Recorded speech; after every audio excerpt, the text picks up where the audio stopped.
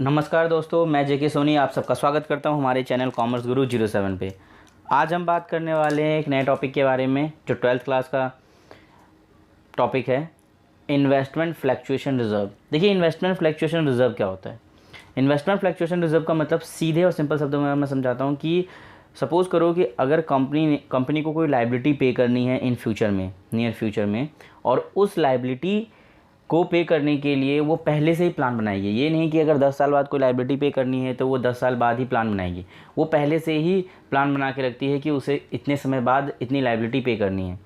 तो अगर वो लाइबिलिटी जो पे करनी है उसके लिए वो पहले से क्या बनाएगी, एक फ़ंड बना के रखेगी, एक रिजर्व, मतलब एक कह लो कि उसके लिए पैसे इकट्ठे करके रखेगी। तो पैसा जो इकट्ठे करके रखेगी तो कंपनी क्या गुल्लक में रखेगी, तिजोरी में रखेगी? नहीं, वो अगर तिजोरी या गुल्लक घर ऐसे नॉर्मली रहेगा तो वो पैसा ब्लॉक होगा, ठीक है ना। तो कंपनी इस पैसे को क्या करती है, इन्वेस्ट कर देती है मार्केट में। अब मार्केट में इन्वेस्ट करने का फ़ायदा ये होगा कि वो कम बढ़कर मिलने के चांसेस हैं, है ना। वो इन्वेस्टमेंट जो है बढ़ सकता है, बट रिस्क ये भी है कि वो इन्वेस्टमेंट घट भी सकता है, ठीक है ना। तो अगर वो इन्वेस्टमेंट घट जाता है तो इन्वेस्टमेंट घटने की सूरत में उस गिरे हुए अमाउंट को कहाँ से बियर किया जाए, उसको बियर करने के लिए एक फ़ंड बनाया जाता है जिसे इन्वेस्टमेंट फ्लैक्चुएशन रिजर्व कहते हैं। सिंपल समझ में आ रही बात। यानी investment fluctuation reserve is a reserve set aside out of profit to meet fall in the market value of investment. यानी हमारा जो इन्वेस्टमेंट है उस इन्वेस्टमेंट की वैल्यू अगर डाउन हो जाती है तो उस वैल्यू को बियर करने के लिए, ठीक है, हम इस रिज़र्व को पहले से बना लेते हैं। तो इसे इन्वेस्टमेंट फ्लैक्चुएशन रिज़र्व कहते हैं। अब इसकी कुछ जनरल एंट्री के थ्रू देखते हैं कि इन्वेस्टमेंट फ्लैक्चुएशन रिज़र्व के क्वेश्चंस को कैसे सॉल्व करते हैं हम।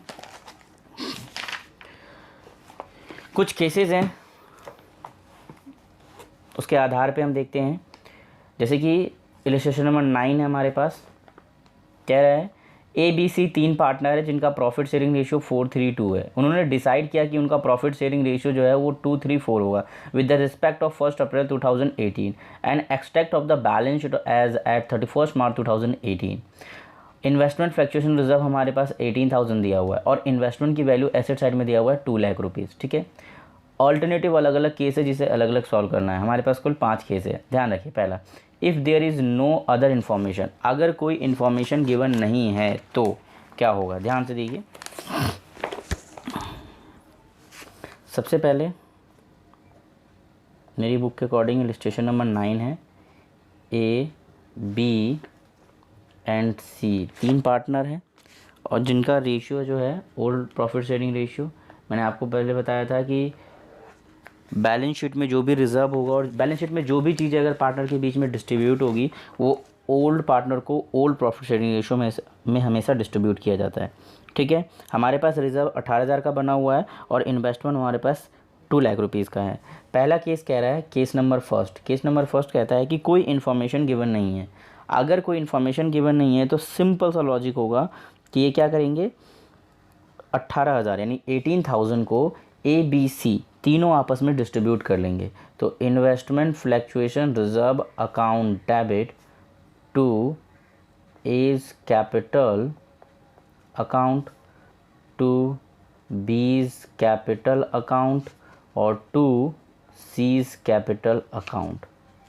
18,000 रुपये का हमारे पास था, 18,000 को 4:3:2 इस रेशियो में बांटेंगे तो ये हमारे पास आ रहा है 8,000, 6,000 एंड 4,000। इस रेशियो में, ओल्ड रेशियो में बांट देंगे, ठीक।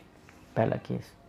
सेकेंड केस की बात करें, सेकेंड केस क्या कहता है कि if the market value of investment is 2 lakh, यानी 2 लाख का इन्वेस्टमेंट था और 2 लाख का ही इन्वेस्टमेंट है, यानी इन्वेस्टमेंट में कोई चेंजेस नहीं हुआ, कोई लॉसेस नहीं हुआ। तो इसकी वजह से रिजर्व जो है वो एज यूजुअल जैसे हमने ऊपर बांटा था वैसे ही बांट देंगे। Investment fluctuation reserve account debit to A's capital account to B's capital account और टू C's कैपिटल अकाउंट, यानी 18,000 को 8,000, 6,000 एंड 4,000 सेम डिस्ट्रीब्यूट कर दिया जाएगा। Case number third, case number third क्या कहता है? केस नंबर थर्ड कहता है कि if the market value of investment is 1,91,000, यानी कि जो इन्वेस्टमेंट की वैल्यू है वो 1,91,000 है, यानी कि 9,000 से डाउन हो गई। ठीक है ना, इन्वेस्टमेंट की वैल्यू 9,000 से कम हो गई। तो इसको क्या करेंगे? Investment fluctuation reserve account debit to investment account to. अब ध्यान रहे कि हमारे पास जो रिज़र्व है वो 18,000 का है, 9,000 रुपये का हमें इन्वेस्टमेंट की वैल्यू डाउन हुई, उसे बियर कर लेंगे। बचे हुए 9,000 A's capital account, to B's capital account और टू सीज कैपिटल अकाउंट, इस तरीके से बांट लेंगे। और ये बचेगा हमारा 4,000, 3,000 एंड 2,000, इस तरीके से डिस्ट्रीब्यूट कर लेंगे। ठीक है, फोर्थ केस क्या कह रहा है? केस नंबर फोर्थ हमारा देखते हैं। केस नंबर फोर्थ कहता है कि if the market value of investment is 2,18,000, यानी कि इन्वेस्टमेंट की वैल्यू बढ़कर 2,18,000 रुपये हो गई है। ध्यान रहे, तो सबसे पहली बात तो ध्यान रहे कि हमारे पास बेनिफिट हुआ है, लॉस नहीं है, हमारे पास गेन हुआ है, इन्वेस्टमेंट की वैल्यू इंक्रीज़ कर गई है। तो सबसे पहले तो हम बांटेंगे investment fluctuation reserve account debit to A's capital account, to B's capital account और टू सीज कैपिटल अकाउंट। 18,000 का जो रिज़र्व था इसे आपस में ये बांट लेंगे old partner in a old profit sharing ratio. पहला तो ये एंट्री होगी इसकी फोर्थ केस में। सेकंड एंट्री होगी जो 18,000 रुपये का बेनिफिट हुआ है इन्वेस्टमेंट में, ठीक है ना, 18,000 रुपये का क्या हुआ है, जो बेनिफिट हुआ है, इस बेनिफिट को रिवैल्यूएशन अकाउंट में ट्रांसफ़र कर देंगे, क्योंकि जो भी बेनिफिट होता है वो रिवैल्यूएशन अकाउंट में ट्रांसफ़र हो जाता है। तो एंट्री पास करेंगे investment account debit to revaluation account 18,000 rupees. ठीक है, ये फोर्थ केस में दो जनरल एंट्री पास कर गई। अब जो ये 18,000 रुपये का रिवैल्यूएशन में हमारा बेनिफिट हुआ है, इसे पार्टनर्स आपस में बांट लेंगे, क्योंकि बेनिफिट है तो बांटेंगे। सी एंट्री होगी चौथे केस में ही। 3 पार्टनर है तो तीनों को, ओल्ड पार्टनर को ओल्ड प्रॉफिट शेयरिंग रेशियो में इसे बांट देंगे। तो एंट्री पास करेंगे हमारे पास revaluation account debit to A's capital account, to B's capital account, to C's capital account 18,000। अब ये 18,000 को बांटेंगे old partner old profit sharing ratio and 4,000। ठीक है, ये फोर्थ केस हो गया। फिफ्थ केस की बात करेंगे तो फिफ्थ केस में कह रहा है कि if the market value of investment is 1,73,000, यानी कि इन्वेस्टमेंट की जो वैल्यू है वो घटकर 1,73,000 रुपये हो गई, 1,73,000 रुपीज़ हो गई, मार्केट वैल्यू डाउन हो गई। तो यानी कि हमारे पास जो रिज़र्व का घटा कितना, सबसे पहली बात तो देखो जो वैल्यू घट रही है वो हमारे पास डाउन हुआ 27,000 रुपीज़ वैल्यू डाउन हुई इन्वेस्टमेंट की। ठीक है ना, 27,000।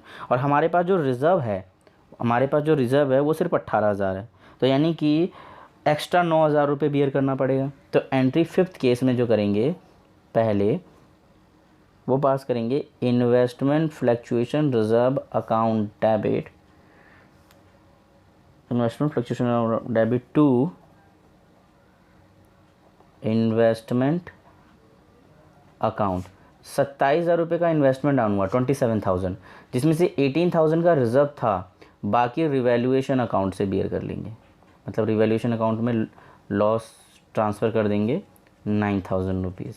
ठीक है, अभी ये जो 9,000 का लॉस हुआ है, देखो 27,000 रुपये का हमारा इन्वेस्टमेंट की वैल्यू डाउन हुई थी, 18,000 रुपये का रिज़र्व यानी 18,000 का रिज़र्व हमारे पास था, तो 9,000 का रिवैल्यूएशन अकाउंट में लॉस के नाम से, यानी इन्वेस्टमेंट की वैल्यू डाउन होने की वजह से जो लॉस होता है वो रिवैल्यूएशन अकाउंट में ट्रांसफ़र कर दिया जाता है, इसे ट्रांसफ़र कर देंगे हमने पहले पढ़ा था रिवैल्यूएशन अकाउंट, उसके अकॉर्डिंग आप इसे समझ सकते हैं कि 9,000 रिवैल्यूएशन अकाउंट में डेबिट साइड में मेंशन कर देंगे।